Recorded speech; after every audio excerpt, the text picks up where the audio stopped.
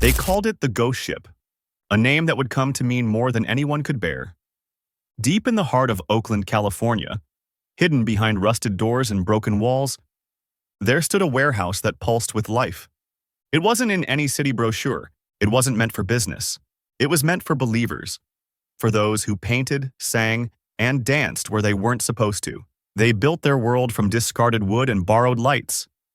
Every corner told a story. Every night, a new beat. To them, it was freedom. To the city, it was just another abandoned building. And that was the beginning of the tragedy. It was supposed to be just another night. A concert. Golden Donna's 100% Silk Tour. About 50 people came, artists and friends, ready to lose themselves to the sound. But the Ghost Ship was not built for the world outside its dream. No sprinklers, no alarms, only one staircase, made of wood. Somewhere in the walls, a current sparked. Maybe an overloaded wire, maybe a forgotten plug. In a place full of sound and smoke machines, no one noticed the real smoke. Not at first. And then, in less than a heartbeat, light turned to flame. 36 souls, gone before they even knew what was happening. They came for art, and left behind a question the whole country would have to face. Who was responsible for the Ghost Ship? After the fire, Oakland woke up, but too late. The Ghost Ship wasn't a secret. City officials had visited it before. Police had been called there. Complaints had been filed. Everyone knew, but no one acted. The building's owner, Chor Ung, had rented it out for years. The tenant, Derek Almana, the artist behind the vision, turned it into a home for those who had nowhere else to go. Inspectors warned about electrical hazards. Tenants complained about wiring. But in a city struggling with housing, art spaces like this were both illegal and essential. The system saw it and looked away, until the night it couldn't anymore. The lawsuits came fast.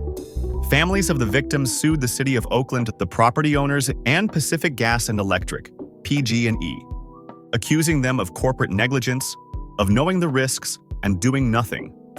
PG&E denied direct responsibility, but settled quietly.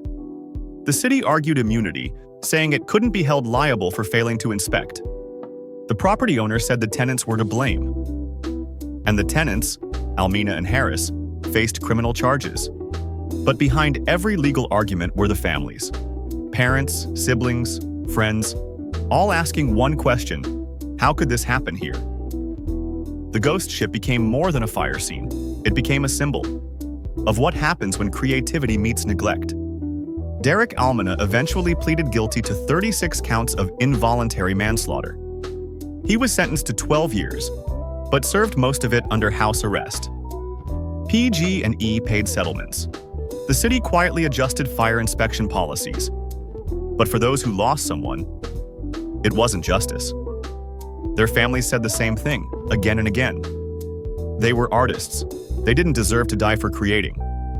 And yet, the tragedy forced every underground artist community to question itself.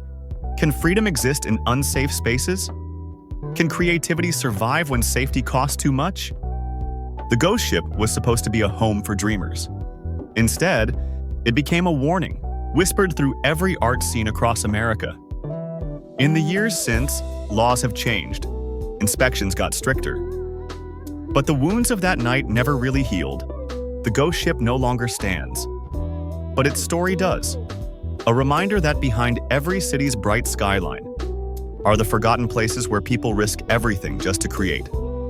36 artists went into the night to celebrate life. They didn't know they were walking into history. They called it the Ghost Ship.